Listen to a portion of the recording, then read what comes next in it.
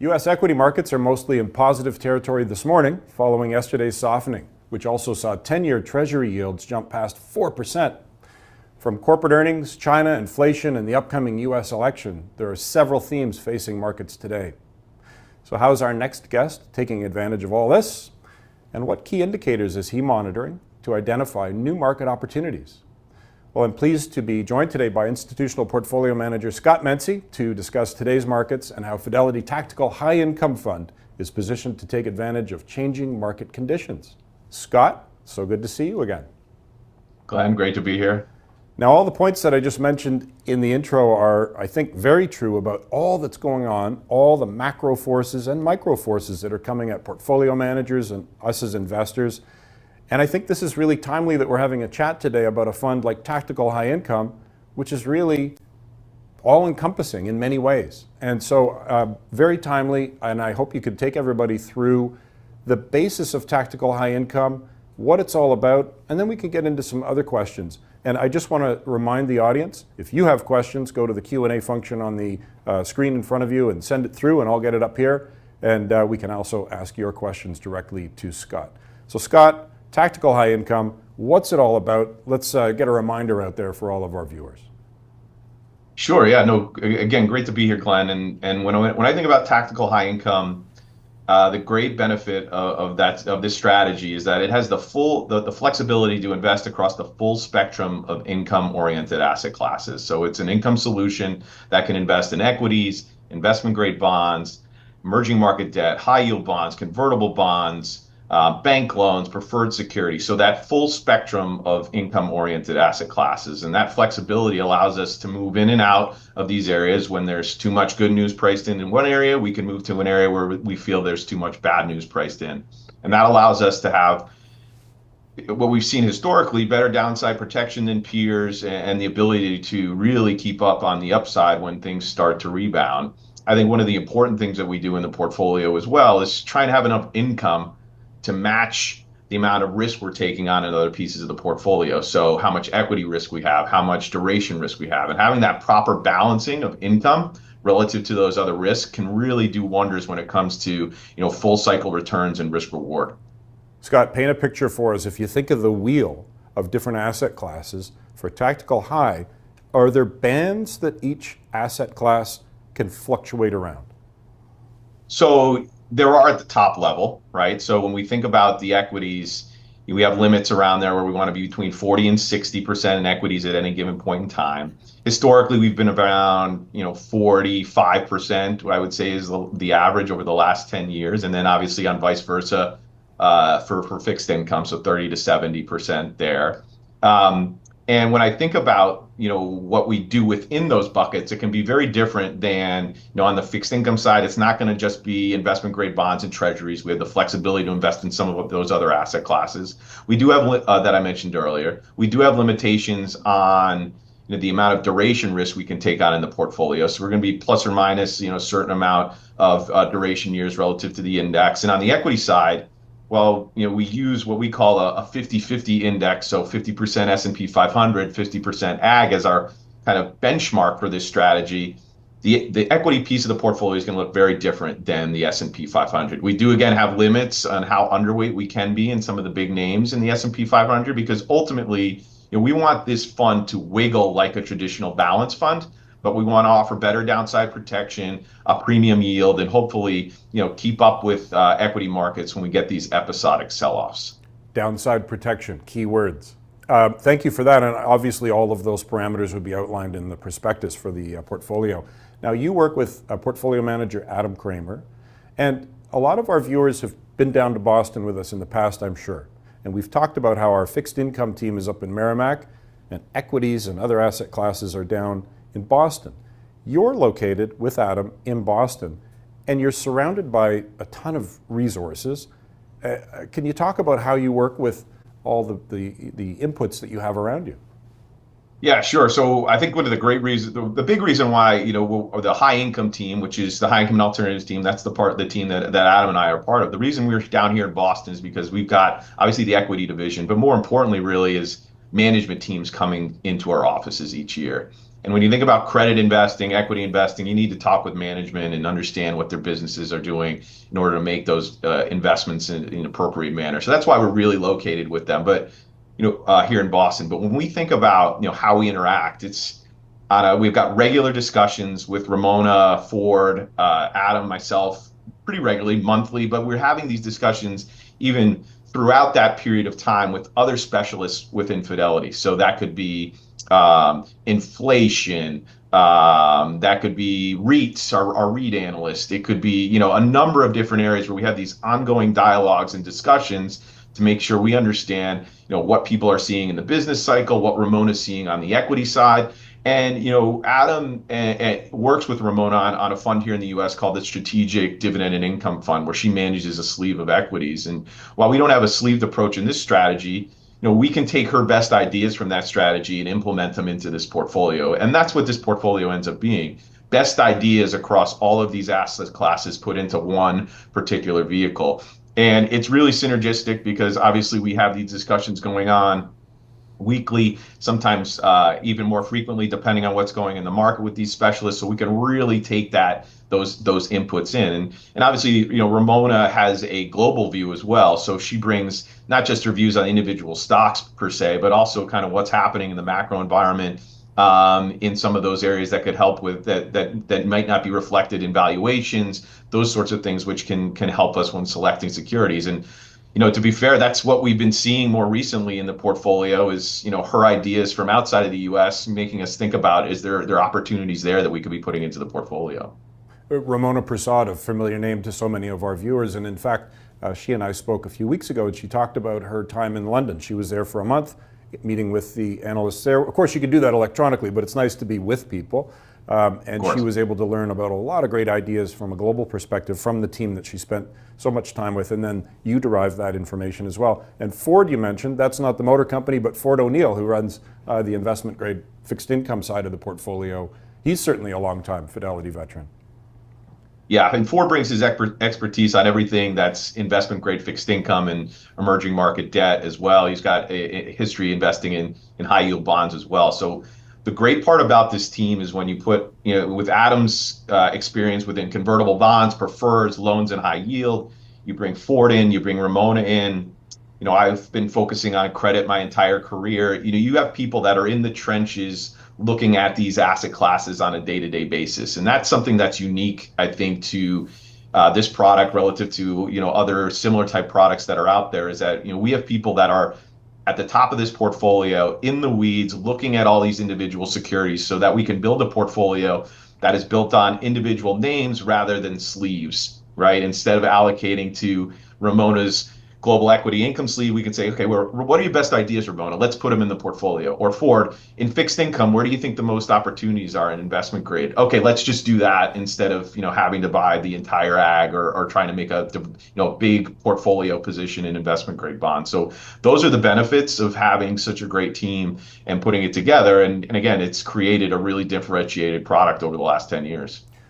Perfect. So you've given us a great picture of how this operates, a good reminder for everybody that's watching.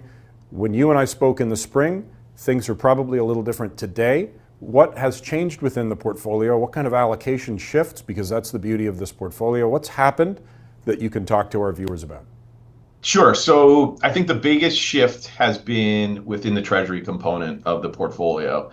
In the spring, it felt like there was too much bad news priced in to particularly the belly of the curve treasuries as it relates to inflation moving higher forever. Yields were pretty high. We knew that the Fed at some point was going to be starting to cut just based on some of the analysis we've seen on the inflation front and things we were seeing in the economy. So when we looked at the belly of the curve treasuries, that looked like a pretty attractive place to be. One of the things we always look at, as I mentioned earlier, is what's the risk reward? What's our upside case? What's our downside case? And when we were looking at the middle of the belly of the curve treasuries, we had a really attractive skewed risk reward profile to the upside. I think it was if you had a 100 basis point move in rates, you could see plus 10%, right? So your coupon plus capital appreciation, and then a -4, 3.5% based on where the yield of the portfolio was at the time. So that's really attractive. Plus 10, -4, that's a pretty good risk reward. with what we've seen happen over the last, notwithstanding the last couple of days, that risk reward got a little not as great, right? We saw treasuries come in as rates finally got cut. And it's okay. It's like a +6, -4 now, or it was a few weeks ago. So what we ended up doing is we ended up taking out those treasuries and putting them into some areas. Now our treasury part of the portfolio is mostly in long dated treasuries, which we hold for insurance purposes, right? Geopolitical risk, economic risk. We've got the election coming up here in the States, so that should probably increase volatility. And historically, even with some of the fiscal situations here in the United States, that's been a good volatility dampener. So we still have that in the portfolio. And today, we're about equal weight duration overall, even though the bulk of our treasury position is in longer dated securities. Where we put that money, a little bit into equities, non-US equities I mentioned, a little bit into REITs. We bought a little bit more high yield, and we've started to see a little bit more activity in the convertible bond market as well on the new issue side. So those are areas that we've been looking on. So, basically, it's been taking that bet on that we thought was a really good attractive risk reward and saying, okay, that's played out. Where are there better risk reward opportunities now? And that's what we do on a day in, day out basis when we're talking with all these experts at Fidelity. So I'm not going to put you on the spot because it's not just you and I talking about what is going to happen with the US election. But what I can ask you is, how do you prepare for either outcome?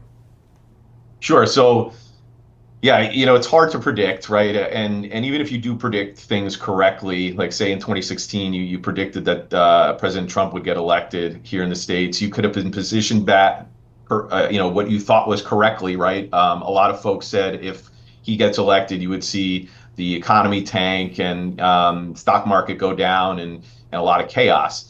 Now, if you had positioned that way and had got that call right, you would have been correct for about 2-3 hours when the U.S. markets were still closed and the election was finalized. And then for the next 3.5 years, the market would have ripped right in front of you. So it's really hard to position a portfolio around an election.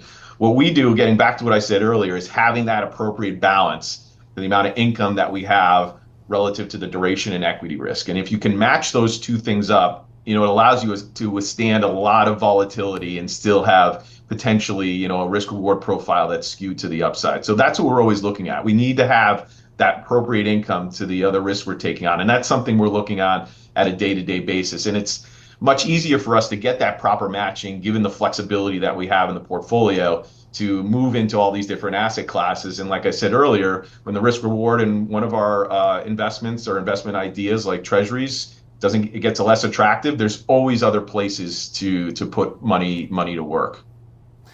We have a question that came in about bonds, so we'll just go back to what you were talking about as far as opportunities. A lot can be learned from the fixed income market. Now that the 10 years exceeded 4%, what's that telling us? Well, I think what's happening now is, a lot of the rate, if you think back to where we were about a month ago or even a couple of weeks ago, the market was pricing in a lot of rate cuts through the end of the year and through the rest of, and through, the next, let's call it calendar or 12 months, right? And I think what we've seen happen is the economy stays strong. Inflation maybe not going down as fast as some people thought. And I think that's starting to play out in the bond market. So treasury yields are kind of giving up a little bit of the gains that they had earlier this summer, or I guess this fall, as the market starts to coalesce around, okay, well, everything seems to be going pretty good with the economy. I don't see why, the Fed chairman would massively reduce rates in the way that the market is anticipating. So it's a recalibration that's been happening in the market, as I think folks were expecting, and a lot of people expecting a recession for a number of years now, and the economy in the U.S. continues to be pretty good. So I think that's what's happening now with the Treasury market, and we'll see if they're right. But at this point in time, it remains to be seen what exactly the Fed is going to be doing. But it does feel like the market has realized that maybe not as many rate cuts as had been priced in only a few weeks ago. With the nature of tactical high income and the ability to be in a wide variety of asset classes, and there's no limit really as far as I know, correct me if I'm wrong, what do you see as far as new and interesting opportunities for us in the Canadian market through tactical high income that you and Adam can deploy into the portfolio? Sure. So we're always putting together, building new products, looking for other areas that we can invest in. We do have a sister version of this strategy, little sister version, I'll call it, since this one was launched before, and love the Canadian market for adopting this strategy before we did down here. But what we've been able to do in the US is add things like private credit, CLOs, covered calls. So these are all other ways to generate income and take advantage of the research we have at Fidelity to enhance the returns of the portfolio. Now, we have started to add CLOs, and I'm happy to talk about what those are, but that's really just an expansion of the loan market. So, the floating rate loan market, that's what CLOs invest in. Is it collateralized loan obligations? Am I right? You got it, Glenn. Okay. Collateralized loan obligations. Remind us what that means again. So effectively, again, some people get a little nervous about this when they hear that acronym, because it reminds them of what happened in the GFC with the collateralized mortgage obligations. What's different here is that the underlying pool of loans, right? Let's say, so we have our team here, Eric Mollenauer, Kevin Nielsen, Chandler Perrine, they manage our CLO business and issue CLOs. They buy a pool of loans, and then they issue debt against those loans. So they issue debt in order to get the money to buy the loan portfolio. And that debt that they issue is going to have many different credit ratings, as high as AAA, as low as single B. And what we feel like is the sweet spot is within that triple B, double B space, where you can get hundreds of basis points more than you would get in a traditional loan, and take on very similar risk. And these structures have been tested over time, the CLO structures. And when you look at them relative to that other, I won't mention them again, but that other structured product, the defaults in these particular product CLOs have been really, really low, almost to the point of zero in most of the tranches that we're investing in. So the structures protect the investors inherently. It's a good way to pick up extra yield. It is less liquid than a traditional bond or loan, but we only have around 25 basis points in the portfolio today. So not a huge piece of the portfolio. I wouldn't expect it to be much larger, up to 5%, maybe. I'm thinking more in the low single digit ranges is where we would be, but it's just another avenue to pick up income that is, in every basis point that we can get goes straight to our unit and shareholders. Interesting. When you think about all of the asset classes that you have in the portfolios, you may have in the portfolios that you have access to, what is it that Fidelity really does? What's a competitive advantage? What's something that stands out at the top? Well, I think, when you look at traditional balance funds, investment grade bonds, and S&P 500 stocks, or the Russell, whatever equity index you want to use, a lot of firms have expertise in those areas. And what we've seen over time, and over the last 20 years, it's usually over 50% of the time, it's something other than S&P 500 stocks or investment grade bonds that's the best performing asset class in any given year. And those asset classes that are the best performing asset classes can be convertible bonds, high yield bonds, leveraged loans, floating rate debt, emerging market debt. And when they are the best performing asset class, they will give you equity-like returns without taking on that equity risk. But you need to know which names to own, how to access that market. You need the credit research behind those asset classes in order to do it effectively. And that's the unique aspect of what we do here. And that's why Adam is the lead portfolio manager on this strategy, given his expertise on that, what I call the middle portion of the capital structure within kind of that asset class spectrum. That's where our expertise is, and that's where we can really add value. Excellent. A couple of questions that just came in. And I think you touched on it a bit, but the duration right now of the fixed income portfolio, can you give us a rough idea? Yeah, so right now it's, a little bit over 3, equal weight to that 50-50 index. When I look at the treasury component of the portfolio, the duration, or the IG component of the portfolio, it's around 10. But that gets brought down to 3 by our investment, and that's roughly about 25% of the portfolio. Then when you think about high yield bonds, bank loans, preferreds, convertible bonds, that brings that duration, and obviously the equity piece brings that duration down to about 3.3, let's call it, which is roughly in line with that 50-50 index. What's great about it is, what we're able to do today is have very little duration risk in the credit markets and still get around a 8% current yield. So you need credit spreads or interest rates right now to move up 200 basis points, and we still wouldn't even really get losses in the credit piece of the portfolio, given that income cushion that we have in that piece of the portfolio. So even though we have the long dated treasuries, we're still able to keep a balanced, neutral duration position given our flexibility to go elsewhere. And what about cash for opportunistic trades? Cash right now is pretty low. It's been great. We have great support from our investors in Canada, so we do see cash come in on a regular basis. But today it's less than 1%.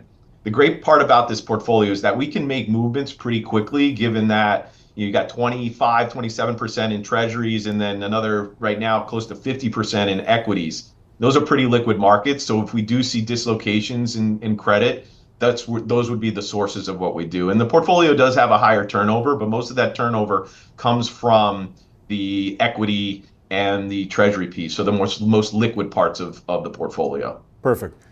We have hundreds, if not thousands, of people watching today, and one of the viewers is a fan. I'm sure lots are, but one has written in, so thank you to our viewer, saying they love the fund. It's the highest recommended product this year.